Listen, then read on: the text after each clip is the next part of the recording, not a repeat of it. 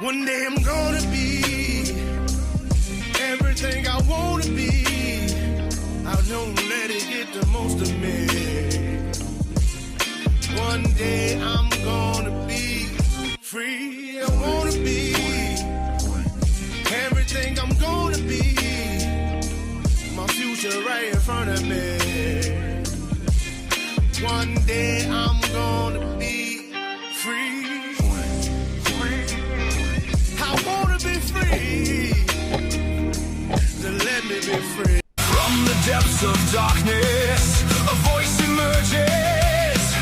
A host with a fire burning in his soul. With a heart of steel and a spirit unbroken.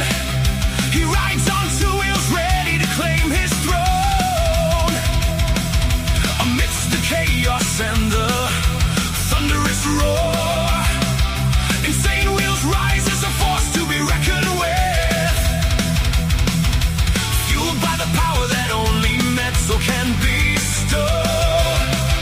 He takes his stand, refusing to submit. Insane wheels hear his battle cry. A metal mayhem that will never die. With engines roaring, he paves his way. A legend in the making, day by day.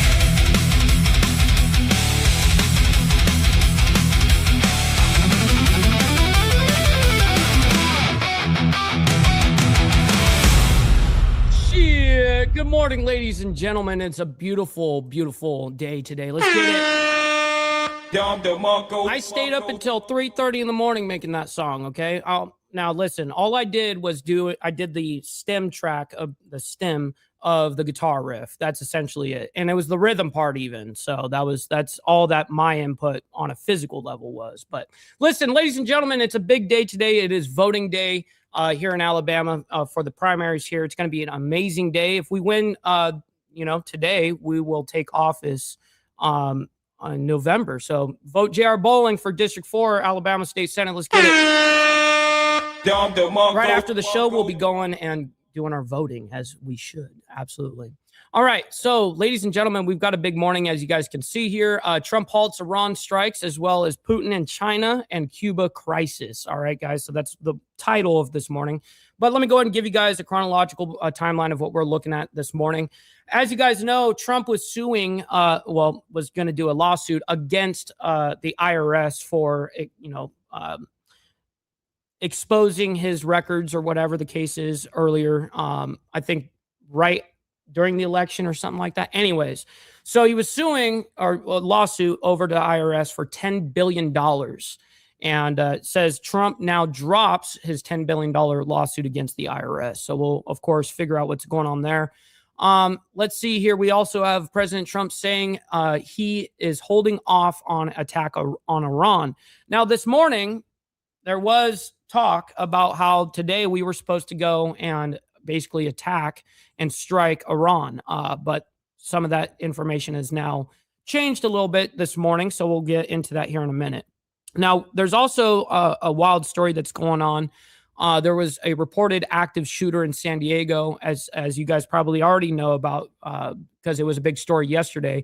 San Diego police are on the scene at the Islamic Center of San Diego in the 7,000 block of Ekstrom Avenue for a reported active shooter. San Diego Police Department are asking everyone to avoid the area. Interesting, man. Then we also have another update from actual officials. Deadly San Diego mosque shooting being investigated as a hate crime. And then, of course, we're going to be getting into Iran war a little bit this morning. U.S. in, quote, serious negotiations as Trump calls off attack. Now, what ended up happening there is we had a couple of our Gulf allies down there in the Middle East that definitely wanted us to avoid doing this today. I'm not really sure of the exact reasons, but I do know that Iran basically sent over what they're calling a peace plan, but I'm only assuming that it's actually a framework for a peace plan. But nonetheless, it's something that Trump is saying that he's willing to work with and can get what he wants out of the nuclear program, their nuclear program, or any nuclear anything. with this proposal. Now we'll see how that goes, though. Now we're going to get into the Austin shooting spree. Remember that there was 10 shootings that happened over Saturday and Sunday. So we've been following that story, and we have the update right here. It says Austin shooting spree, 3 suspects arrested, full timeline released. Yo, got cooked. Looks like 3 of them got cooked. Anyways, 3 hours ago, Trump calls off Iran strike planned for Tuesday, which, as you guys know, I just explained that to you guys as to why they're holding off on this. And then just 2 hours ago, key states head to the polls for high-stakes primaries. Yes, that's exactly what we're dealing with today. Absolutely. Good day to be alive, man. It's exciting times. Then we have just an hour ago, Iran destroys military explosives as U.S. halts schedule attacks. Now, this is actually the thing that I woke up to and seeing this morning as like the first headline story. And yes, let me go ahead and read this. Explosions were reported in Iran, but they say they were not from U.S. or Israeli military strikes. Iranian officials say the regime is destroying military weapons and explosions. This comes as the U.S. had scheduled strikes on Iran, but decided to halt them. And then last but not least, we do have an update as well, just as of 45 minutes ago, on the whole San Diego shooting, 3 killed in mosque attack. Now, that's the first time I've heard the number of how many people were actually unalived or killed in this situation. So that's the official number as of now, as of 45 minutes ago. So anyways, much love, honor, respect to all you legends. Let's go ahead and do our call to actions real quick, and then we'll get right into the madness. Make sure you guys hit that like button, double tap that screen if you guys are on the vertical side. I very much appreciate it, and it's free to do so. You know what else is free is hitting that subscribe button. This is what we do Monday through Friday, and then, of course, we have members only on Saturday morning, man. Now, speaking of members, please consider becoming a member starting only at $3.99 a month. Making sure we're not breaking the bank out there with anybody, but check it out. This is what allows us to be on these airwaves as well as have these lights on. So thank you guys for becoming members and staying members. Little side note here, make sure you guys follow my Instagram right here at BallValveTV, where I post everything behind the scenes of not only my life, but as well as the show, Millennial Food Time breaking news, as well as the campaign trail, which ends theoretically today. But, you know, once we get elected, the whole thing is we're not going to stop campaigning, quote unquote. I mean, yes, you're not going to have a billion signs everywhere, but we will definitely be out in the community weekly. I mean, like, we have a big district, man, and we plan on visiting everywhere a lot. You know, we're going to be holding regular town halls with the people so they can voice their concerns. All great stuff. You know what I mean? So anyways, I digress. Last but not least, all super chats, super stickers, gifted memberships, and membership signups are, of course, all going to be presented live and shouted out onto the show. But if you guys like to skip that YouTube 30% brutal cut that they take from your hard-earned cash, we have these platforms that are scrolling around the screen. At any time, you guys can donate to those, and I get 100% of the proceeds, and I'll read out loud just like a super chat. So make sure you guys put in your comments when you guys send something in. All right, let's go ahead and get this morning rolling. All right, good morning to everybody, man. Thank you for all being here. We all appreciate you guys. You guys are legends, absolutely. Let me scroll all the way up. You guys were talking a lot up here. That's great. We got Prez in the building as well as PJ. We got Cameron as well. We got Steve Easy. We got Charlie Rose as well as AU. Yes, sir. We got my man Frank as well. Always appreciate you guys. We got Prez. Naomi, always appreciate you. Rabbit of Chaos. Absolutely. Good morning to you guys. We got Sick Bastard. Yes, sir. Great to see everybody, man. We got Virginia Chaos coming in hot. Yes, sir. Badass song. I very much appreciate that. And don't worry, we'll play it at the end, you know, so you guys can hear it as well. I like the rendition. I like it. I know that when you've heard something so long, you know, and it's been like, that's the sound, and then it changes, people are like going to be like, oh, what? You know what I mean? But hopefully you guys, after a couple of times, will actually enjoy it, because that's how I was for sure. Anyways, we got Brother So Loud in the building as well. Always appreciate you. Cameron saying good luck to bowling in Bama. Yes, sir. We got Team Bowling Ball. You know what I mean? Absolutely. We're doing our thing out here. Scrolling down, we got Tiffany Lanta as well. Good morning to you. Great to see you in the chat. Thank you for being with us. We got No as well. Always appreciate you. Mr. Al Patterson. Yes, sir.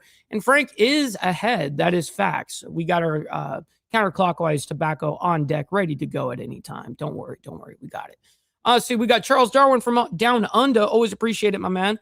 And Steve Easy says, I'm tired as fuck today. Been up all night. My homie took a bad turn. Like, man, I'm super sorry to hear that. I did not know that end part. I'm super sorry to hear that. Yeah, I stayed up until about 3:30 last night. It was or 3:30 in the morning, whatever. I was too focused on the the election as well as making that song. Anyways, I see you. I see you. Team Bowling Ball, yes, sir. Let's see. All right, we're all ready to go. All right, let's go and bring this up. Let's get into our very first story of the morning. We're going to start with Trump drops the $10 billion lawsuit against the IRS. There's a very quick update, so let's just go ahead and get through this real quick.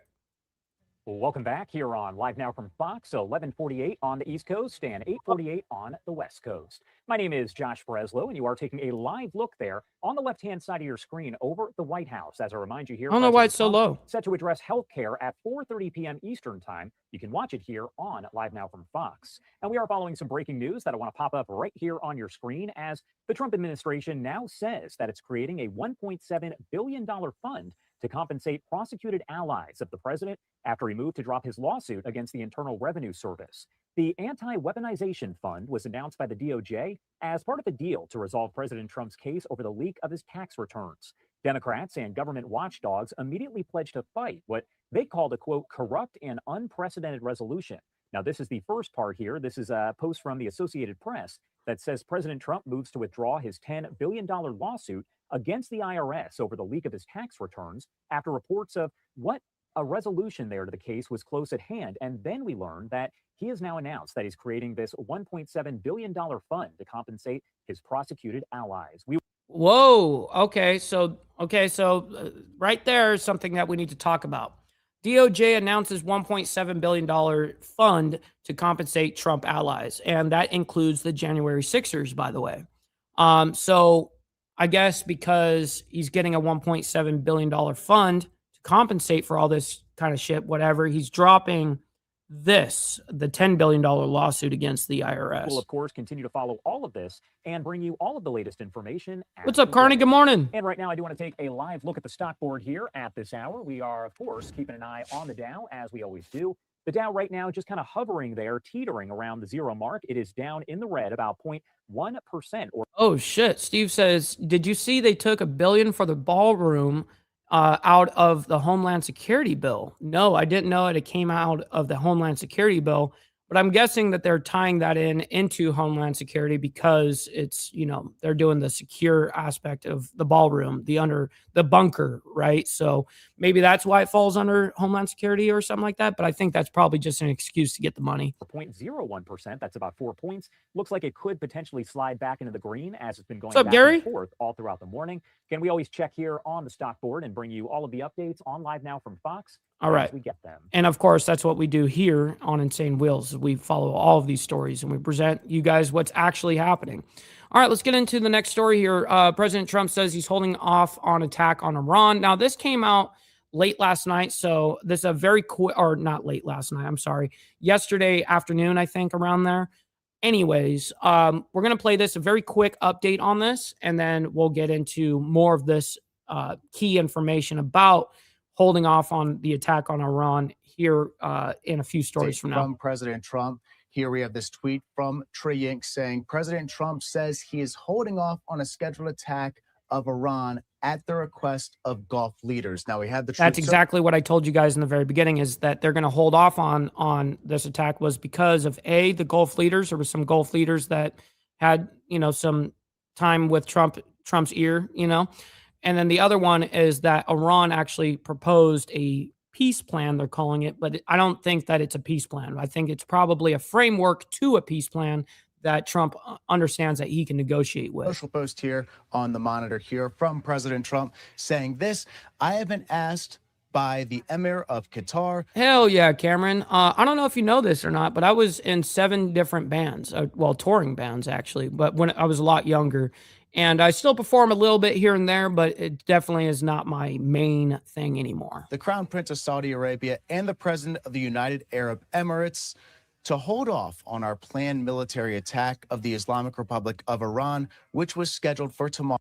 AVC, yes, I did see that shit, bro. That's some wild stuff going on. In that serious negotiations are now taking place, and that, in their opinion, as great leaders and allies, a deal will be made, which will be very acceptable to the United States of America as well as all countries in the Middle East and beyond. This deal will include, importantly, no nuclear weapons for Iran, all caps. Based on my respect for the above-mentioned leaders, I have instructed Secretary of War Pete Hegseth, the Chairman of Joint Chiefs of Staff General Daniel Kane, and the United States military that we will not be doing the scheduled attack of Iran tomorrow, but have further instructed them to be prepared to go forward with a full large-scale assault of Iran on a moment's notice. In the event that an acceptable deal is not reached, thank you for your attention to this matter, President Donald J. And what's up? We got liquored up with Poncho, my man. Good morning to you. Great to see you. And just watch my kiddo graduate kindergarten. That's awesome, bro. Congratulations. That's good times. Good times. All right, we're going to move on into this reported active shooter in San Diego regarding the mosque. Okay, so it says San Diego police are on scene at the Islamic Center of San Diego. Let's go ahead and figure out what's going on here. We've been, this was a big story that was happening yesterday, of course. So now we're going to go ahead and follow up and see what's being reported now. News to get to out of San Diego, California, where it appears. And right after this, we actually have the governmental officials that come out and talk about the update on the deadly mosque shooting in San Diego. So anyways, there is an active shooter situation ongoing currently. This is taking place just outside an Islamic center there in San Diego. We have this tweet here from Governor Gavin Newsom saying, Gavin Newsom has been briefed on an involving situation in Claremont community of San Diego near the Islamic Center. The governor's Office of Emergency Services is coordinating with local law enforcement. We are grateful to the first responders on the scene working to protect the community and urge everyone to follow guidance from local authorities. Here's from Mayor Todd Gloria. I am aware of the active shooter situation at the Islamic Center of San Diego. Dude, Virginia Chaos. I almost said that myself. You know, when the modem used to actually talk to you and shit? Yeah, that's hilarious. In Claremont, and I'm continuing to receive updates from law enforcement. Emergency personnel are on scene and actively working to protect the community and secure the area. Now, we really don't have too much information on this as of right now. We know that there is an active shooter situation that is 5150. Governor Newsom, as well as the mayor, have been notified about this and briefed on this. We don't know if there's any reported injuries as of right now. Okay, now the update, let me see if there is an update on that of the actual number. So the actual number that's being reported as of 55 minutes ago is that 3 people were killed in this mosque attack, okay? So this was coming out yesterday. They didn't know the details of it yet, neither did we. But now we do know, and the number is 3. This and briefed on this. We don't know if there's any reported injuries as of right now. We understand that there is also a very heavy police presence outside the Islamic Center. But besides that, we're still working to get some more information here from both our colleagues at Fox 5 and some of the other phone calls we're making here at Live Now from Fox. Now, we have this from the San Diego Police Department from earlier. SDPD is on scene at the Islamic Center of San Diego in the 700. I remember AOL chat rooms as well as AIM. Do you remember AIM? I used that for a long time as well. AIM Messenger or whatever they called it. I forget. Block of Ekstrom Avenue for a reported active shooter. Please avoid the area. Updates to follow. And they've been preaching that pretty substantially. To avoid the area, if you can, do not go near there. There's a heavy police presence. There's likely to be significant areas shut down from traffic. And of course, it's just not safe right now with their... Okay, and we obviously know that. We're going to move on. Let's get an update regarding this whole thing from governmental officials, or it looks like from police here. So let's go ahead and bring this up and see what's being discussed. Let me start off by... Now, we're not going to listen to this whole thing either. This is a long segment. We're not going to do that. We're going to get basically the monologue real quick, see what they're saying, maybe take a question or two, and then we'll move on. Extending heartfelt condolences to the Muslim community, to the families of the 3 that are deceased because of the horrific actions of today. This is a city's and a community's absolute worst nightmare as a free society. Yes, by the way, you guys don't have to like all this craziness that's happening, but you guys can like the video for me and what we do here on Insane Wheels. So thank you all for that. I appreciate all of your patience as we try to work through and piece this scene back together again. I have some updated information that I want to make sure everybody has. Those were some good times there, Steve Easy. At about 9:42 this morning, we received a call of a runaway juvenile.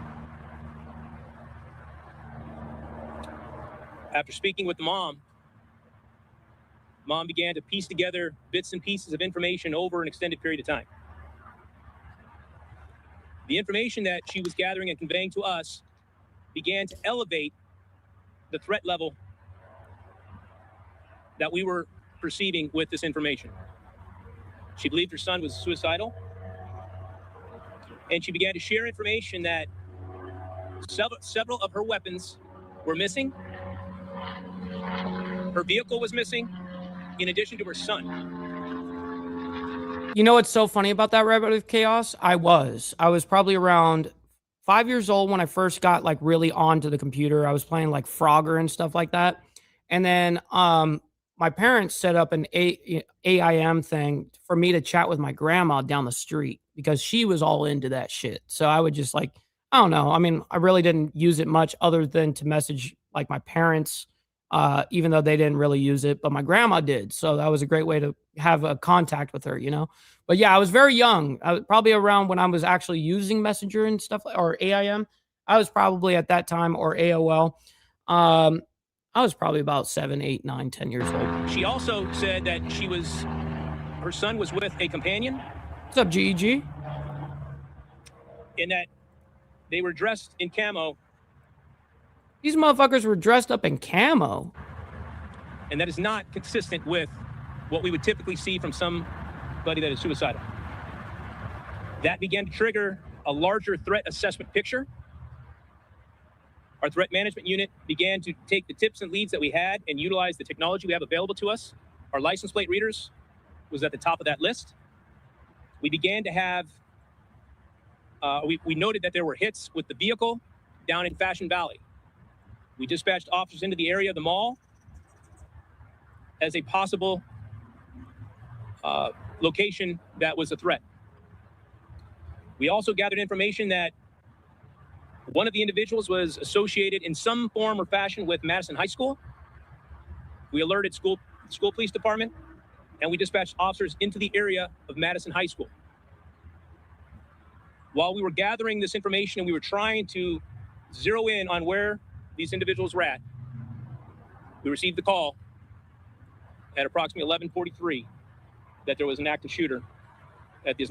I gotta be honest. This guy sucks at these press briefings. Okay, I've never heard of him before. I've never seen him. Never heard him speak. But I'm telling you, I've got him sped up right now at 1.25 times, and he's unbearable to listen to. It almost where you can't even track what he's saying. You know what I mean? Because it's so monotoned and so slow, and just whatever. Honestly, I don't think we're going to get a huge amount of information from that. We're going to move on. We do have an update from the whole situation here at the very end that just came out just about 50 minutes ago. So I'll save you guys the information about San Diego shooting and the update of it now being 3 people that have been killed. That's the first number that we're actually hearing. Because when this came out yesterday, they didn't explain numbers at all. They didn't say who got hurt, how many were hurt, and how many were killed. They didn't do any of that. So this is the very first number we're hearing. So let's go and move on, though. Iran war, U.S. is in, quote, serious negotiations as Trump calls off attack. Let's go and bring that up. Also, you know what we haven't done? We got to do the money part. Absolutely. All right, just get the money part done. Give me money. Money me. Money now. Me a money needing a lot now.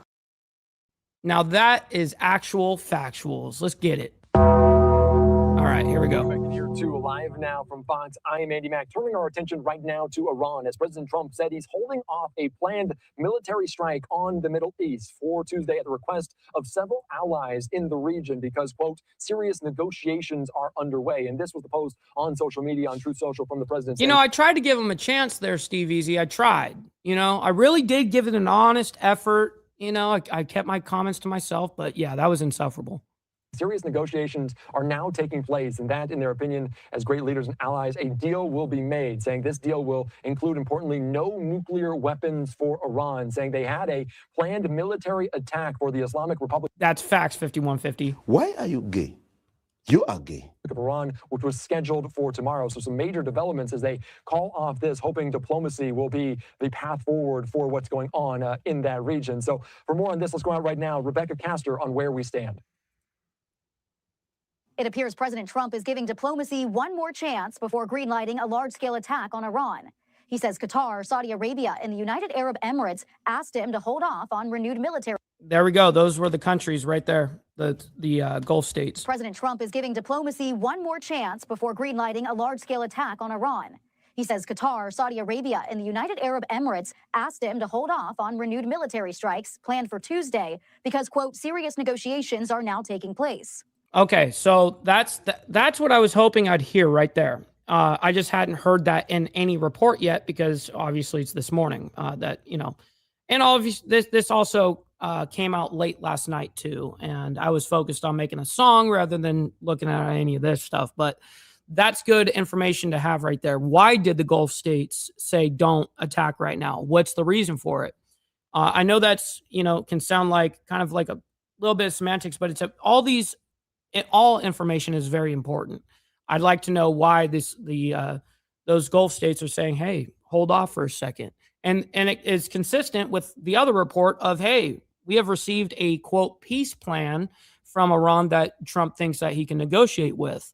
Now, again, I don't think it's a peace plan. I think it's a framework to get to a peace plan. But yes, anyways. He added he's instructing U.S. forces to be prepared to go forward with the full large-scale assault of Iran on a moment's notice in the event that an acceptable deal is not reached. We've tried to work a deal with these guys, and it just doesn't seem possible. We are on the cusp of returning to full-throttle combat operations. Pakistani mediators sent Iran's latest counterproposal to Washington Monday, but it still left out commitments to stop enriching uranium and hand over its existing stockpile. We have not induced them to begin negotiating in good faith. Ultimately, that's how the Trump administration's military... Well, it sounds like it may have gotten to that by this morning. So we'll see. ...campaign against Iran will be judged. The failing peace talks drove oil prices up on Monday, and President Trump's approval rating is taking a beating.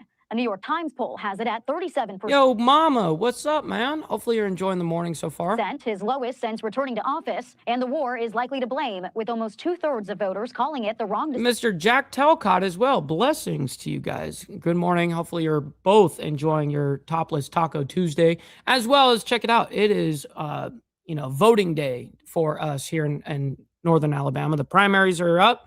And a vote is going to happen today. So we'll find out today if we win or not. Let me tell you, everything has gone up. Gas, when you go to the grocery store, when you go to the department store, and I really think this wrong. President Trump was expected to hold a meeting with his top national security advisors in the Situation Room tomorrow. That's likely when this attack would have taken place.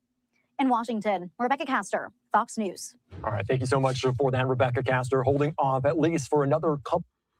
Now, let me go ahead and see what Phil Stewart says right here from Reuters. And possibly forever. A post from Reuters, Phil Stewart here on social media. I never say it right. Saying there's a very good chance. I'm too illiterate to pronounce.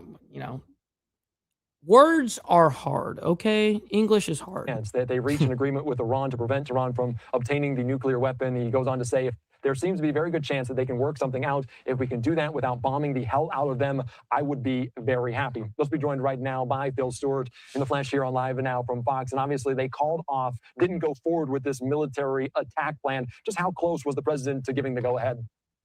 It was pretty close. And, we've been thinking for many weeks now that this could result in renewed hostilities should the two sides not reach some sort of at least a... Well, that's exactly what I still, even with this proposed plan, I haven't seen it yet. I'd have to see it to be able to see if that's a realistic thing that will come to some sort of actual agreement. And if we don't, then yes, like I've been saying, this whole time will just be halftime, and the second round won't be anywhere as quote unquote nice, even though it was already fucked up, obviously. But that's what Trump is getting at. Framework agreement where they could continue negotiating, and they seem still so far apart that this latest reprieve may just be that, a little more time on the clock. And obviously, we talked about this. President Trump has threatened numerous times before, saying that they're going to go ahead with attacks. If this attack did go forward, do we have any indication what it would have looked like? Was it the bridges and power plants day that he's... Oh, Miss Lotus, that's awesome. Going on your B-Day vacation in 5 hours. Absolutely. Do it up, girl. Get down with your bad selves. You know what I mean? Make sure you get, you know, your nails did and stuff like that. Absolutely. Let's get down with your bad self. Appreciate it. That's unclear. What's His up, priority Kerry? has been reopening the Strait of Hormuz. Good morning. So a lot of the experts that we've spoken to think that the attack would have been planned along those lines, would have been, attacking fortified positions. But you also have heard Secretary Hegseth speak openly about how the U.S. has been monitoring Iran during the ceasefire period, monitoring where they've been digging out armaments, where they've been, fortifying positions along the strait and on the coasts. And, you could imagine the Pentagon has a long list of targets that it's developed over this entire period. And while it's been rearming, while it's been preparing and moving more forces into the region. So I think what you can expect is a very full-throated response by the U.S. to attack new Iranian fortifications, to go after munitions that have been dug out of bunkers and prepared for launch. Real quick, while he paused right there, Virginia Chaos asked where the party at. Well, we're gonna be at my at a location and on a big lake, not this lake over here where I live, like an actual massive fucking lake. We're all going there. We're going to keep it very personal. We're not going to invite, the world to come. It's only the inner circle. And it's going to be where we're partying at And President this Trump evening. said it just could be 2 to 3 days, possibly forever, if there is a deal being reached. But just putting this in the public, in light, Iran can see that the United States had planned an attack. Does that change any future plans? The fact that Iran is now aware, potentially knowing that the U.S. could attack? This is the real problem, is that both sides have so little trust in the other that they've both been preparing for a potential failure of these talks for some time. So the Iran... Yes, of course. And I think that both sides are still banking on that happening. Again, we don't need to have this analyst. I just wanted to have a little bit of what he was going to say about this. We already know what we, at least my stance here on Insane Wheels is, and how this is going to play out. Now, hopefully that there was some sort of actual peace negotiations, that peace plan or whatever they called in the report. Hopefully it is actually something Trump can deal with, because it was good enough for the Gulf states to say, you know what, don't shoot at them. You actually have a decent concession here. Let's see if we can make something happen. And it looks like it's being taken into consideration.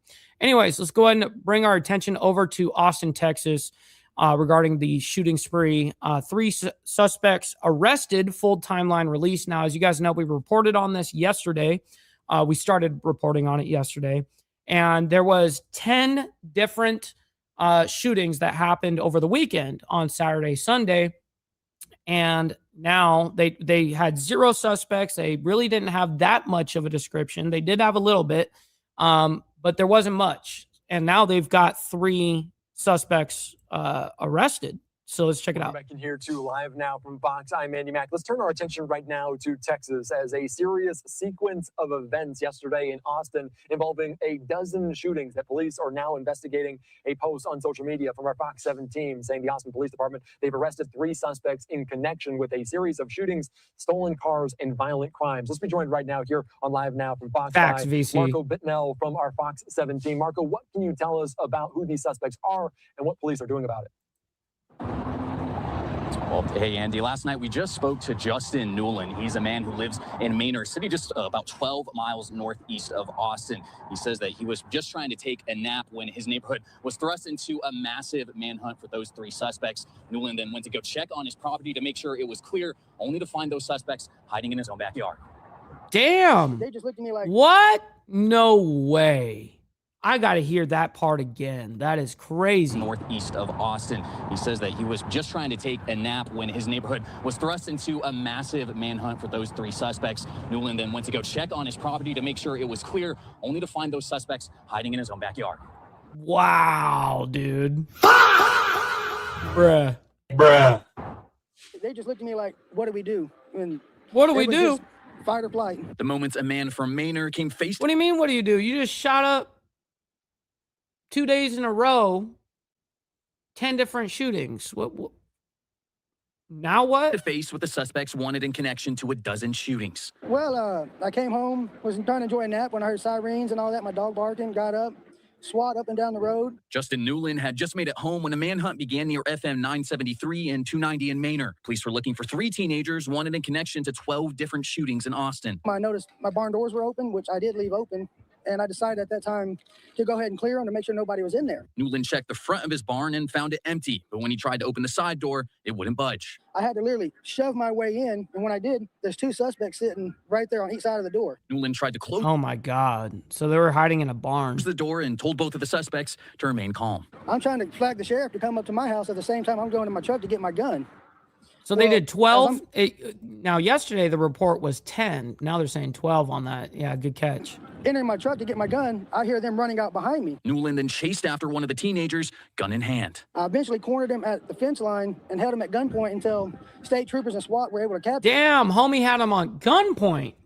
Damn. Eventually, all 3 suspects were detained after a multiple-hour search. They were confirmed to be 17, 16, and 15 years old. They had been involved with 12 separate shootings across Austin in just 24 hours. Used during the spree, a gun stolen from an Austin gun shop. They've come into the gun store apparently 4 other times to try to steal guns from us. 4 separate times. That's a really dumb idea. What? You want to go steal from the same gun shop that you've already attempted to steal from? That's really dumb. If it failed the first 3 times, why'd you go back for a 4th? Are you for real? Michael Cargill, the owner of Central Texas Gun Works, says the gun was stolen from his store. He claims 2 of the suspects in the Austin shooting spree had repeatedly tried to steal from him. In January, one of the teenagers, Look at that guy. 17-year-old Christian. Look at that Edgar. Oh my God.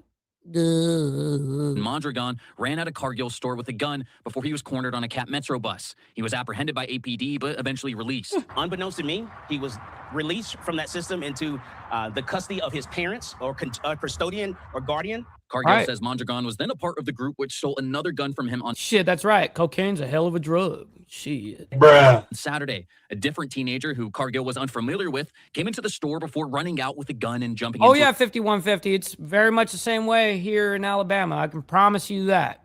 I can absolutely promise you that. Actually, it's going to be the same thing for you guys over there as well, but no one's just got one. You know what I mean? Everyone's got an AR in the back. Everyone's got or a shotgun, pistol on the side. You know what I mean? Absolutely. getaway car. But when it comes to how the teenager was able to get his hands on the gun inside the store, Cargill says he wasn't aware they were underage. We didn't know they were teenagers. Even when the Austin Police Department showed up, we showed the video to them.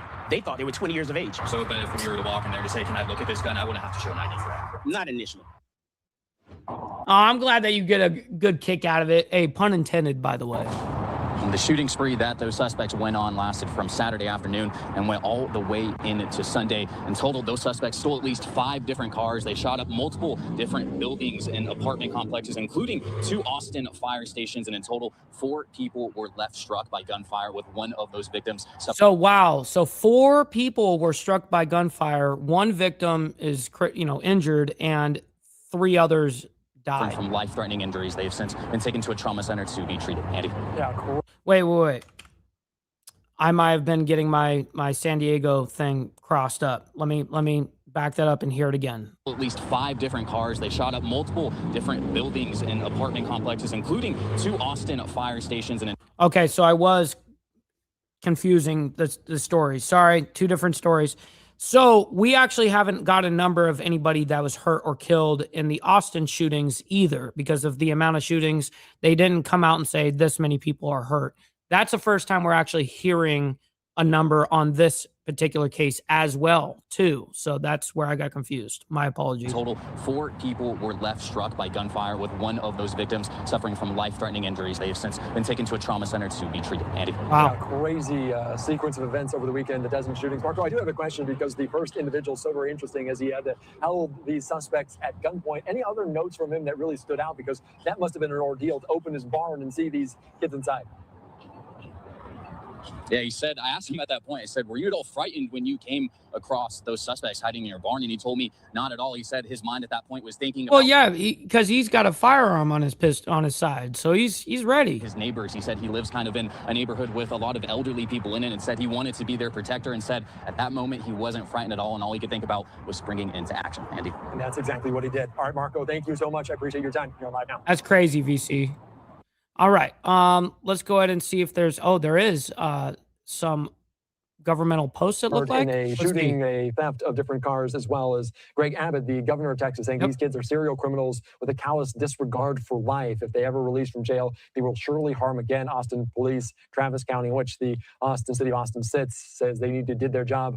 Texas Department of Public Safety aided them. The DA and the court must do their jobs to keep these criminals behind bars. And let's take you back out to some of these comments. I'd like to know what the actual age range of them are. But let's see if there's any other posts. We don't need to hear the gun store owner talk about him almost getting ripped off 4 different times. All right, we're going to move on. Okay, Trump calls off Iran strike plan for Tuesday. This comes out this morning. It looks like we have 2 stories that are going to be talking about Iran early this morning. So this is going to be the setup. We're going to be doing this one first. This one came out 4 hours ago. And then we're going to be talking about the high stakes primaries for a lot of these states, as well as then Iran destroys military explosives as U.S. halts scheduled attacks. So we've got a lot of shit going on. And then, of course, we got an update on the San Diego shooting as well. So let's go ahead and embrace our fuck ups quickly and briefly. Beat yourself up over past mistakes. You are going to fuck up again in the future, quite possibly in a most spectacular fashion. Why worry about yesterday's fuck-ups when you have tomorrow's fuck-ups to look forward to? You are a fuck-up, and fucking up is part of your growth process. Embrace the process. I am fully embraced. Yes, let's get it. All right, here we go. Good morning, everyone, and thank you all for joining us here at Live Now from Fox on this Tuesday. It is May 19th. My name is Carla Lahara. I'm here to guide you through the Let me go ahead and speed her up a little bit here. Today's top stories and, of course, bring you any breaking news updates. And when live events get underway, we have got you covered. Today, I want to start with some of the latest headlines coming out of the Middle East and bringing us out to a social media post courtesy of Reuters. It says this: U.S. President Trump said he had paused a planned attack against Iran after Tehran sent a peace proposal to Washington, and that there was now a, quote, very good chance of reaching a deal limiting Iran's nuclear program. Bringing us out to a live image that we have at the White House over in Washington, D.C., as I also read up some of this. The fat boy in me is getting jealous right now, Steve Easy. Relax. Reporting courtesy of the Associated Press. They say the president has been threatening for weeks that the ceasefire reached with Iran in mid-April could end if Iran did not make a deal, with shifting parameters for striking such an agreement. Over the weekend, he also warned, quote, for Iran, the clock is ticking, and they better... You know what I realized, Naomi, is I don't actually have a link in the description to become a member. Maybe I just have lost it over the course of time, but I don't have it anymore. We got Brother So Loud coming in with the $9.99, the 10 spot, saying I'm embraced. Hit that like button. Yes, sir. Thank you very much for the love out from the boondocks in North Carolina, my man. Always appreciate the love and support. It definitely goes a long way. Thank you for that. There won't be anything left of them. The president has repeatedly set deadlines for Tehran and then backed off, but he's also previously indicated he would hold off on military action to allow talks to continue, only to turn around and launch strikes. That's what happened at the war's outset when he ordered strikes in late February, shortly after indicating he would let talks play out. President Trump said the current pause for negotiations was a, quote, very positive development, while acknowledging there were times in the past when a deal seemed close, but nothing came of it. And he added, quote, but this time it's a little bit different. A lot to discuss this morning. So joining us next onto the program is going to be Ross Harrison. He's a senior fellow at the Middle East Institute and author of the new book, Decoding Iran's Foreign Policy. Ross, good morning. Good to have you on today. Thank you, Carell. Nice to be here with you. You know, I was really hoping that they were going to bring on Hal Kempfer for this segment right here. Well, I haven't heard from Ross before, but I guess he's Middle East Institute. That's where he's a graduate of, or whatever, from Middle East Institute. I gave a bit of a recap of some of those latest headlines, including what President Trump had to say last night. He also, though, even though he called off those strikes for today on this Tuesday, he said that he told military leaders, quote, to be prepared to go forward with a full large-scale assault on Iran on a moment's notice if a deal is not reached, an acceptable deal. So, Ross, my first question is, to what extent does President Trump's approach strengthen or weaken U.S. leverage with Iran? Good question. Well, I think it's important, Carell, to talk about what the U.S. bargaining leverage is going into this moment at this point and what the relative position is between the United States and Iran. I think what the president said about the GCC states, our Gulf Arab allies, basically convincing him to hold off on an attack on Tuesday is partially true. But I don't think it's the whole story. I think part of the story Oh, okay. Well, how do you know that? is that while the United States can inflict significant military damage, indicated by your comment that he uses the term locked and loaded and ready to go, they can inflict damage, but there's not a clear sense of what that damage would do in terms of creating any kind of a real political outcome or bring us closer to resolution of this conflict. So I think the United States clearly has. I don't know. I think that's speculation, homeboy. Leverage. It has leverage? Not necessarily the advantage of time, but it certainly has the ability to inflict damage on Iran. But Iran also has significant bargaining leverage as well going into this moment. And to some degree, we can think about the United States being caught in a bit of an escalation trap, in the sense that if the United States escalates and Donald Trump does carry through on his threat, well, again, he can inflict damage, but will it bring Iran closer to capitulation? Probably not. Will it bring the United States closer to a deal with Iran? Probably not. So escalating doesn't produce an outcome that's necessarily advance U.S. interests, and de-escalation is tough for the president because he might be weakening his position in any kind of a negotiating deal. So I think what's happening is that both sides are trying to create the space for a diplomatic track while threatening using kinetic military action should those talks fail. But we've played this game before in terms of talks, threats, and then some form of escalation. So we'll see how this plays out over the coming days. Hopefully this will be the real thing, but we won't know for a day or so. It's been several weeks already, and kind of this back and forth it seems like just an ongoing, like I said, back and forth between both. Even though we get to the table, we talk negotiations, just strikes are imminent from both sides. You mentioned there within that last dance of the Gulf Arab states, and I want to focus on that a little bit with this next question. So first, a social media post courtesy of Barack Ravid. He is a national security reporter. He says this: behind the scenes, Trump spoke on the phone with the leaders of Saudi Arabia, Qatar, and the UAE in the 24 hours before his announcement, two sources with knowledge said. One U.S. official said there'd been a, quote, unified message from Doha, Abu Dhabi, and Riyadh. It was along the lines of, give negotiations a chance because if you hit Iran, we will all pay the price for it. A second source with knowledge said Trump told several of his hawkish political allies, the three Arab leaders told him, quote, they don't want their oil and energy facilities blown up due to Iranian retaliation. Ross, let's dive a little bit deeper from this reporting courtesy of Barack and talk to us about how Gulf Arab states behind the scenes are encouraging and also helping with de-escalation in these current times. Yeah, Karel, I don't think we can talk about the GCC states. So we talked about Qatar, the UAE, United Arab Emirates, and Saudi Arabia. I don't think they're working necessarily completely in unison, but I think all parties have an interest in de-escalation at this point. Because as you indicated, this conflict has been going on since February 28th. So all parties have a clear interest, but that's where the similarities end. They have very, very different objectives, and they each have been affected very differently through this war. The UAE, for a whole host of reasons, has been hit the most, about 3,000 hits or 3,000 missile strikes. Wow, I didn't know it was that many. I thought it was in the hundreds. 3,000?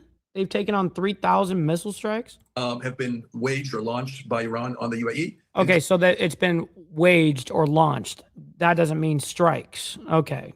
I was just making sure there. I wonder how many were shot down and how many actually made contact. Qatar, where I just came back from a week or so ago, they had about 700 or 800. So much of Qatar damage has been incurred by the United Arab Emirates. But I think what we're seeing now, Karel, is that all the states realize that the security bargain that they believed that they had struck with the United States, putting bases in the Al Udeid base in Qatar and the Fifth Fleet in Bahrain and bases in the UAE, the idea was that would create some kind of a security shield. And what the Gulf Arab states discovered was it not only wasn't a shield, it was actually a boomerang and a target. It made them more vulnerable, not less vulnerable. So each of the states realized that they have very little to gain by escalation and very little to gain by escalation, a lot to lose, and they all have an interest in de-escalation. And I think the potential for further damage, as the tweet indicated, the potential for further damage is there. And each of these states, Karel, have created a future for themselves in terms of their vision for the Saudi Arabia, for their Vision 2030 plan. They have created visions and all of them, all the UAE, Qatar, all the Gulf states for sure, and plans for themselves that assumed stability provided by a security umbrella from the United States. Yeah, and how they go forward in the world, of course. And a security umbrella provided by their economic model. And if this conflict goes on, continues for much longer, their futures are affected by much more so than our futures in the United States. So I think they have yes, they would be affected way more than actually we would on a scale for whether it be oil, whether any of that shit. It's definitely interesting developments. All right, so that's enough of that. We got enough of him speaking there. We gave him more than enough time. Now let's go ahead and get into, before we get back into Iran and the United States this morning, key states head to polls for high-stake primaries. Yes, it is high stakes, and today is the day that we figure out if Mr. J.R. Bowling wins the Senate seat, by the way. Now, his incumbent, the man that he's running against, has spent over $1 million, like $1.5 million, and we've raised $11,000, and we're going to win with 11 grand. You know what I mean? Because it's not about money that equals votes, okay? Connection and people actually being heard and selfless leadership is what gets votes, and it's a lost thing nowadays. People look for it for a power position. People look for it for like a platform, Here's the thing. I don't need any of that. I already have a platform. Dude, I have a platform that's bigger than 95% of American politicians. I don't feel like I'm not being heard. You know what I mean? The whole money thing, dude, any money that we're going to be receiving from like any campaign stuff, that goes right back into the community, literally. We're always going to hold a little bit of money in our account, very small amount, and which we have to show everybody. But the thing is it's going to go right back into the community where it should go. For this Tuesday, and taking us out to a social media post courtesy of our team at Fox 5 in Atlanta. Thank you it for says that, Cameron. Georgia voters are heading to the polls Tuesday, so today, to decide who will represent. Nope, we will find out that race. We'll find out all of the races basically this evening, late this evening. Their party in November, with the race to replace term-limited Governor Brian Kemp topping the ballot. Joining us next from the team at Fox 5 is Brittany Edney, and she's going to tell us a little bit more about how that voting turnout is going. Good morning, Brittany. Hey there, good morning. It really has been not only... Are you serious? The Israel lobby has spent $30 million to oust Massey in Kentucky. Wow. I didn't know that they did that. I'm obviously assuming that they gave it to not only ads and stuff like that, but they probably gave it to, I forget who he's running against, but even Trump was like, yeah, he's a good guy or whatever. We got Steve Posey coming in with the 420 saying late fee, embracing my fuck up. My man, thank you very much for the 420. It goes a long way.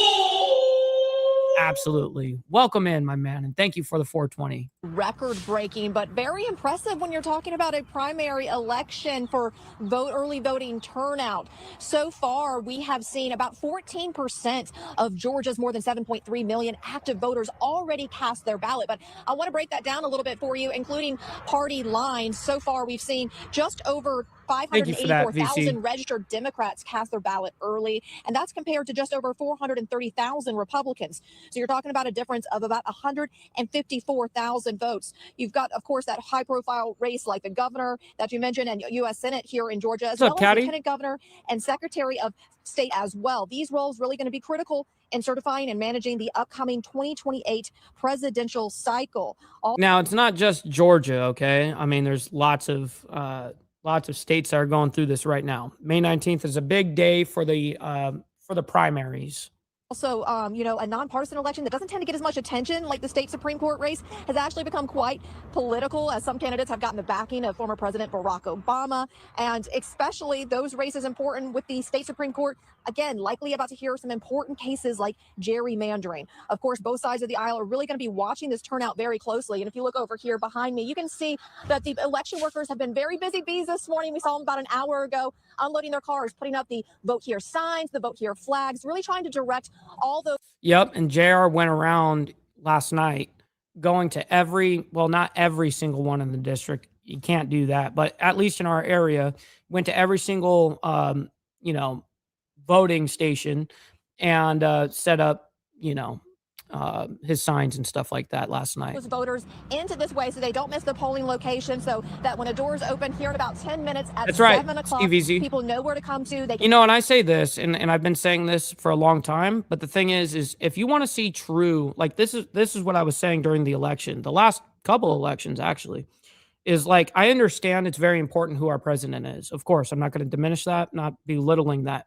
But what I will say is if you want to see a true difference in your actual everyday life, then you should be just as fired up, if not more fired up, for your local government and what's going on locally, because that's what's going to directly impact you right then, right now, kind of thing. So absolutely, I stand by this message. I don't care what side of the aisle you're on. Just go out there and vote, man.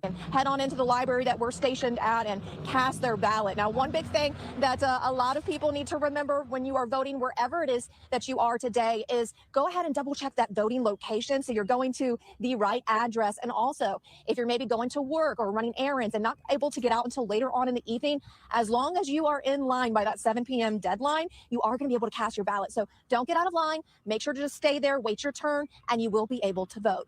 We'll send it back to you. All right, Brittany Edney with the team there at Fox 5 in Atlanta. Brittany, thanks so much for keeping us up to date with this voter turnout there in Georgia. You take care. I also want to just acknowledge some more of these events that we are expecting here at Live Now from Fall coming up. I want to see. Okay, here's a map. There we go. Primary day, May 19th, 2026. Alabama, Georgia, Idaho, Kentucky, Oregon, and Pennsylvania. That is what's happening today. These are the states that are in their primary day. All right. Oregon, Idaho, Alabama, Georgia, Kentucky, and Pennsylvania. Joining us next to break down what you need to know ahead of these primaries and to talk a little bit about some of the most talked about, I would say, candidates there is going to be Rich Rubino. He is a political analyst and historian. He joins me now. Rich, good morning. You know, Rich is a nice guy, but I really don't need him commenting too much on the primaries. Listen, stick to talking about the Middle East. So Trump said something about Massey. Let's go and see what he said. The social media post on Truth Social. I want to put this one up briefly, though, from his account on X. He says the worst congressman in the long and storied history of the Republican Party is Thomas Massey. He's an obstructionist and a fool. Vote him out of office tomorrow, Tuesday. It will be a great day for America. Something else that you pointed out, Rich, within that last answer is how these Republican candidates, really, it's tough for them to survive. VC, it doesn't sound like it. He's actively doing it. I mean, he's been doing it during this whole campaign. Now, has he been doing that at all previously? He claims he has. He claims that, oh, I just didn't publicize it. No, motherfucker. You don't need to lie to kick it. You know what I mean? Stop the cap. Politically, after opposing President Trump, are there instances where some of these candidates, so they still do thrive within the Republican Party, even if they don't go hand in hand with President Trump and the Trump administration? I think Thomas Massey is... Now, I will say this is... If we win today, we're going to win Alabama state history. No Senate pro tem that was currently sitting has lost at his local district. It's not been done before in Alabama, at least. So if we win, the guy's already, spent $1.5 million. We have spent and raised $11,000. That will be a Netflix documentary. Mark my words. An example of somebody who has thrived. He was reelected last time. The president couldn't even get a challenger, even though the president has been pretty much a steadfast critic of Thomas Massey. Massey advertised himself, says that I vote more times with President Trump than I vote against Donald Trump. He says he votes about 90% of the time, and the other 10% is either in terms of issues like the Epstein files or foreign wars, which he opposes. This is really an internecine fight in the Republican Party about what it means to be America first. I think Ed Coltrane, his opponent, would say that means... Yep, that's sad but true. What Steve Easy just said, Trump has totally turned into the deep state. And I hate to say that because that's exactly what we were trying to originally get him to do, is to go and purge the swamp, right? You know what I mean? And that's what the deep state is. And now he has absolutely become the deep state. Yep. Sad reality. He's supporting President Trump pretty much on just about everything. He really could not come up with any issue where he is opposed with Donald Trump. But contrastly, I think that Thomas Massey would say that it means being a principled conservative, and a principled conservative for him means essentially supporting limited and government funding. And he wants extreme limits on government funding. For example, he wants to ban all foreign aid. He wants to end. That would be crazy. Pretty much most military interventions. He's very much anti-war. He's very similar to, I think, Republicans in the past, like Pat Buchanan, who ran in 1992 and 1996. In Donald Trump, actually, Donald Trump was a fierce critic of the war in Afghanistan, a fierce critic of the war in Iraq, at least when he ran in 2016. And his first administration really advertised himself as being the first president since Jimmy Carter not to have dropped a bomb, for example. So he's very similar to that libertarian ethos, and this will be very similar to see. What's up, Uncle Fester, my man? Good morning to you. Great to see you in the chat, bro. Blessings to you. Hopefully you and the family are doing well. Great what to see America always. First, how it's really kind of ascribed in the Republican Party in this primary. Staying on this point for just another question here, but turning it over to the voters now, Rich, and what they may be thinking as they head to the polls. How are some people balancing, their support for President Trump while also supporting candidates that have openly criticized him? Yeah, that's actually a very good question. Well, it's interesting. In this particular district, Donald Trump won last time with 67% of the vote. This is an overwhelmingly Republican district, but also while he was winning, Tom Massey was winning with 96. That's like my district. My district is, almost zero Democrats. Like there's, for instance, up here where we live, as the challenger, we're challenging our own party, right? And there is no Democrats running for the position. So that's why we'll know if we win today, because we have no Democrats in our race, right? In our race, if we did have Democrats in the race, then we'd have to go, once you win the primary, then you have to go battle it out until November with the other side. But since we don't have any Democrats running against us, we'll know if we win legitimately today. Percent of the vote with no opposition whatsoever. He literally did not have a candidate running against him last time around. So we are in overtime, by the way. We're getting a little bit of OT today. You know what they say about overtime? No tax on tips, no tax on overtime. Send in your donos. Let's get it. Maybe you need to donate some freaking money. Donate. Maybe you need to donate some freaking money. Maybe you need to donate some freaking money. Donate. Maybe you need to donate some freaking money. Donate some freaking. Oh man, I'm just smacking on my big ass sandwich over here. Man, motherfuckers talk all the shit they want. But you see me, I'm sitting up here snacking on this big ass sandwich, not getting a fuck. Kiss my dick, motherfucker. All right, back to the action. Voters, and sometimes there can be, it's almost like split voter syndrome, I guess you can call it, where you kind of, where you vote for candidates that have antithetical ideologies. In this case, their ideologies are actually relatively simpatico, except for a few issues, and military intervention is one. I think the opening of the Epstein files, Donald Trump was kind of incredulous about at the beginning, but then when it passed with only one What's up, Dragon Classy? Good morning. dissenting vote in the United States House of Representatives, he became kind of a reluctant supporter of it, would have passed over his veto anyways.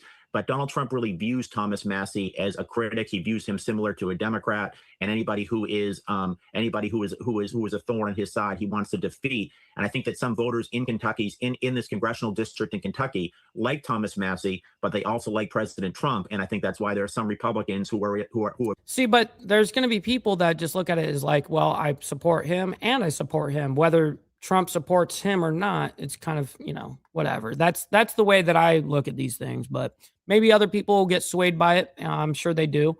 But again, here's the map of the primary days for the states that are affected today.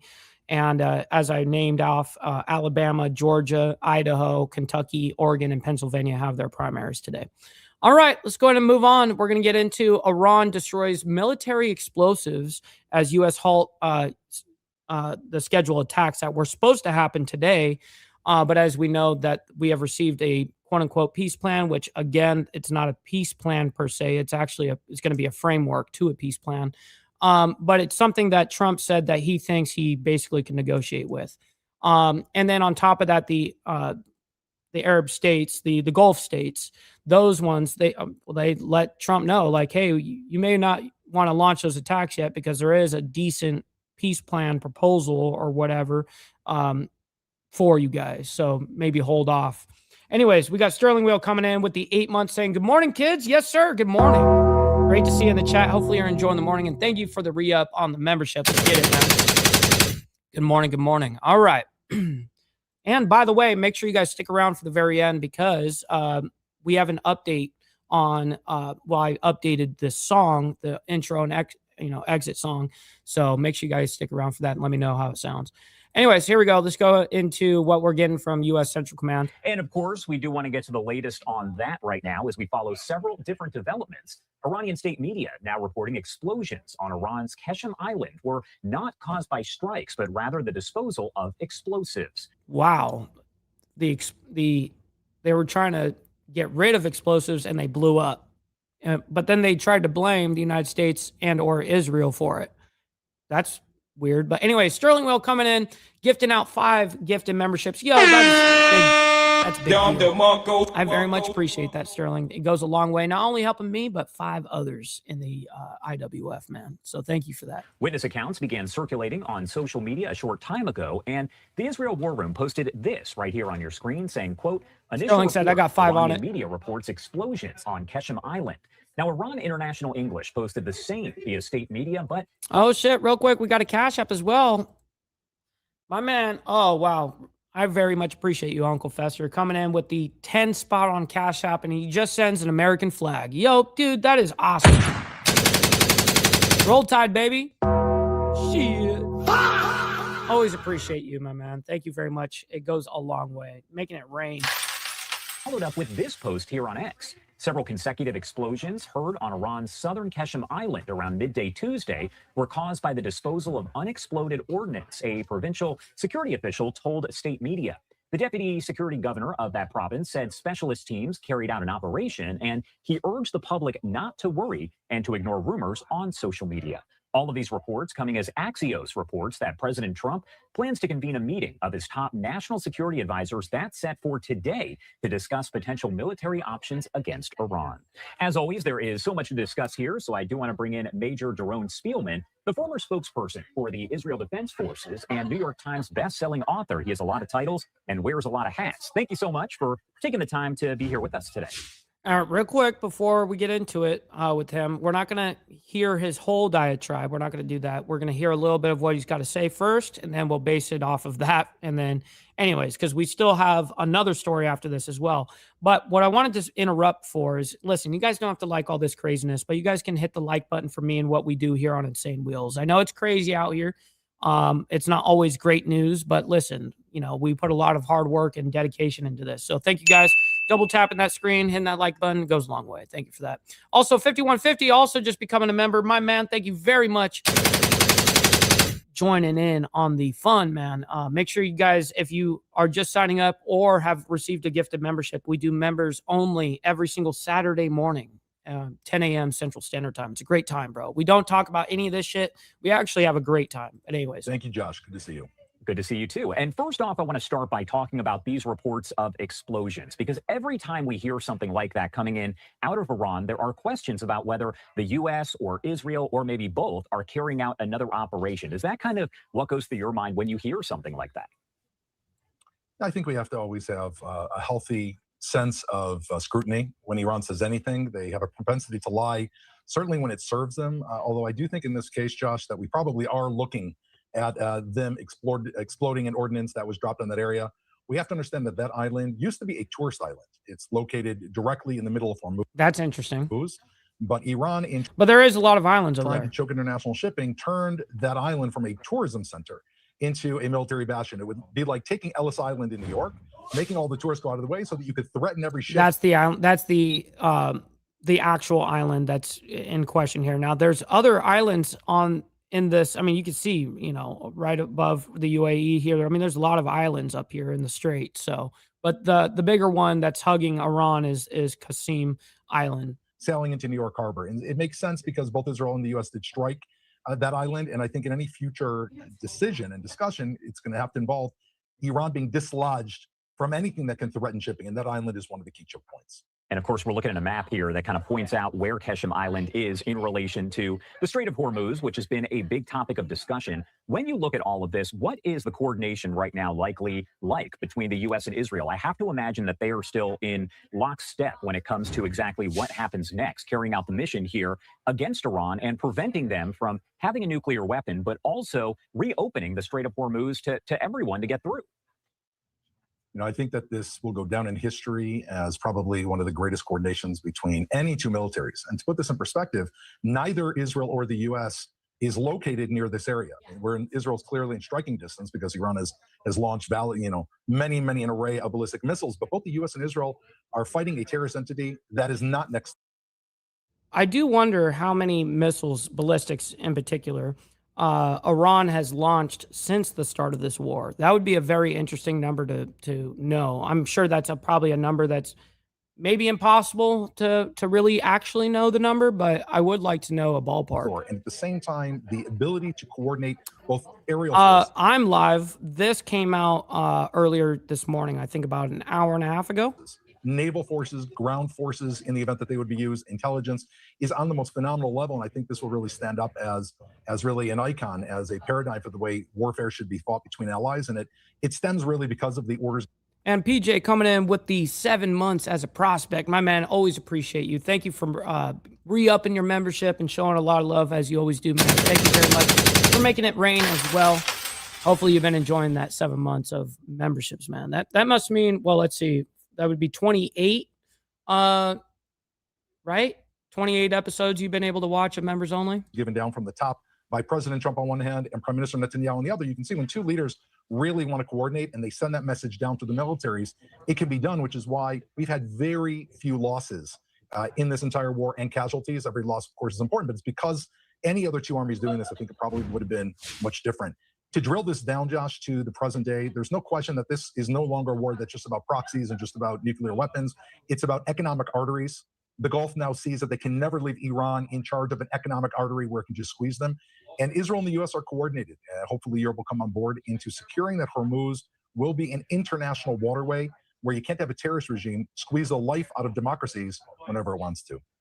It's also important to note that a little less than 24 hours ago, we heard from President Trump as he posted on Truth Social, and essentially the gist of what he had to say was that strikes were actually planned by the U.S. on Iran today. However, due to some of the remarks, some of the pleas from the Gulf Arab countries, especially the allies there, that he's postponed those attacks, those strikes on Iran. What do you make of that overall to publicly kind of make that statement and let Iran know, hey, we were going to strike you today, but I guess we won't? Excuse me. Yes, this is going to be the question that we end off on this story, and we'll get into the next. But that's a good question. President Trump means business, and Israel means business. And we've shown that we mean business both in June 2025 and in March 2026. We are willing to do, both of our countries are willing to do what it takes to ensure that Iran does not have any nuclear weapons it can use to confront either of these countries. And at the same time, President Trump is incredibly responsible, and he's been giving Iran chance after chance to do this job themselves. He's asked a very simple thing: give up your enriched uranium, give up your nuclear program, and we can make Iran a rich country. We can help it achieve its potential in the Iranian people. But that regime is stubborn. And the reason they're stubborn, and we have to understand this in the West, it's because they're ideologically dedicated to the destruction of Israel and the West. And it's very difficult to take people who are fanatics and have them think about the betterment of their citizens. But he's giving them the chance. If they do it, we can avoid a war, have peace in the region. And if they don't do it, I think the only way to move forward, and this has been said by both sides, will be with force to force them to give up the nuclear program and the ability to threaten the West. Well, whether we agree with it or not, that is the truth. that will be the two outcomes. There's really only two outcomes that this is Trump sees anyways. Okay, so let's get into San Diego shooting. We do have the update on the Islamic, what do they call it? Well, a mosque that was hit in San Diego. So we have the update. The very first time they're actually giving a number, the exact number. So far, they're saying 3 were killed in this mosque attack. And it is being investigated as a hate crime. So let's go ahead and bring this up. I do want to get back to a big story that we have been following over the last 24 hours or so, and that is the deadly shooting at a mosque over in San Diego. Take a look at this aerial footage coming in from our affiliate over there. Now, before the gunfire, police say they were working to locate... Me too, Steve Easy. Me fucking too. 2 teenagers who would ultimately carry out that attack, killing 3 people and then taking their own lives. That search started after the police chief says the mother of one of the teens reported that he was suicidal, had run away, weapons were missing from the home, and her car was gone. 2 hours after that, gunshots were fired at the Islamic Center of San Diego, just blocks away from the home. The suspected shooters, ages 17 and 18, were found in a car, police say, after taking their own lives near the shooting scene. And today, police say they plan to execute search warrants related to that investigation as they work to piece together exactly what happened and how this played out. Those investigators saying the suspects engaged... Look how big that motherfucking places. In quote, generalized hate rhetoric, and the shooting is considered a hate crime.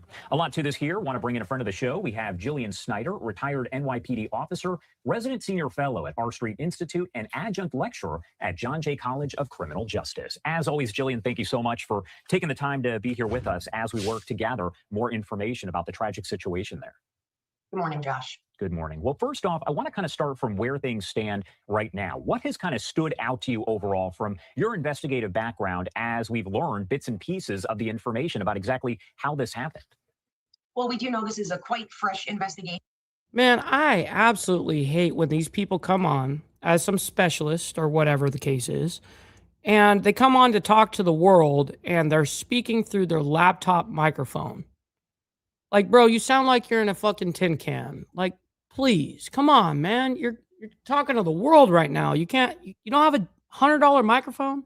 On the last press conference, I believe, being last evening. So law enforcement was very smart in just giving what they could because they want to make sure to corroborate all evidence. One of the things that stood out to me most, though, was the fact that this was a pair of individuals. That's quite rare in attacks like this, where we typically would see a Right. It was two people, right? lone wolf actor or one assailant.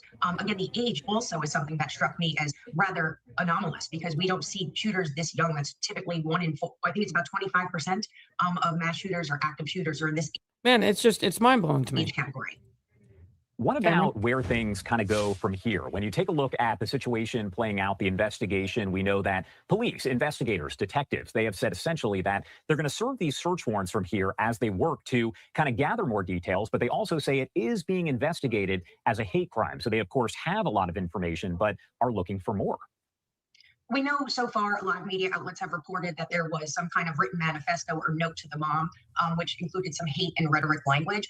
We're also hearing that there was hate language or hate speech on one of the firearms. Yes, that's what I heard. I didn't hear about the note. I didn't hear about that, but I did hear about there is supposedly, I don't know because we haven't seen it yet, but there was, the report was that there was some hate speech on one of those firearms. So that is why San Diego Police Chief did make mention that this is, a hate crime, but he did say a generalizable hate crime because, again, they don't have anything specific or to corroborate that. With the warrants, what they're really going to do is, besides, of course, search the property, search the homes of the two offenders, they're also going to look into all of their technology, their computers, their laptops, their cell phones, their tablets, seeing who they communicated with online, how these two came to be a pair, because that's important too. We know one was 17, one was 18. What is their prior relationship? How close of friends were they? Did they talk about this online to other people who may have known? Are they part of a network of other people who are, considering crimes like this? So there's a lot to be determined, and that's what these warrants are for. And I did want to ask you about the significance here. We're talking about an attack that happened at a mosque, and I have to imagine that attacks like this are fairly rare. Yeah, you're correct. I mean, again, when something like this happens, even one is one too many. It's a tragedy. Lives were lost. There were kids on scene. Luckily, none of the children were injured. But of course, petrified. The families of those children are probably horrifically scared. But church shootings, house of worship attacks, those are statistically rare. When they do happen, they're horrible. But I want to just make mention that we have to prevent them before they happen. And this is where the leakage comes in. What that kid did by, acting out, leaving a note for his mother to find, that was pre-event leakage, which is very common in offenders who exhibit this type of action. So we just need to be diligent and vigilant to make sure to call appropriate resources or call law enforcement when we suspect anything like this could occur. How difficult is it when you have, for instance, the mother calling police and saying, look, my teenager is missing, my vehicle's gone, weapons are gone, he's suicidal? How does that kind of factor in? Because as always, we say help from loved ones can help prevent something like this. Obviously, unfortunately, that was not the case, but we know police say they were looking into it maybe about 2 hours before the attack happened. Absolutely. The mother's call is critical, and I think that it may have actually prevented further harm or death. It was able to alert law enforcement that something could happen, something bad could happen. And I know that the chief of San Diego did say that they started initiating using their technology, particularly license plate readers, so they were able to track that vehicle. Unfortunately, the offenders did get to the location before law enforcement was able to prevent What's up, Fidel? But I think the quick response and early intervention, which was prompted by that mother's call, it did most definitely, in my opinion, save some lives. Also want to talk about. All right. And I think that is the most amount of information that we're going to get out of this. Let's see if there's any governmental posts during this, seeing if there's any official statements. If not, then, well, that shows that is the end of the morning. So listen, I can't thank each and every single one of you guys enough for the amount of love, support that you guys have shown me. And I'm truly honored to be able to do this Monday through, Saturday, obviously. Members only Saturday. But listen, you guys are the ones that allow me to do this. So I'm very honored to be able to do it. Stick around for the raid, by the way. We're going to be raiding our buddy Rob Knorr, great political analyst and commentator as well. Listen, as well, stick around for that. And also stick around we're going to be playing the new rendition of the Insane Wheels intro and extra song. So make sure you guys stick around for that. And let me know what you guys think about it.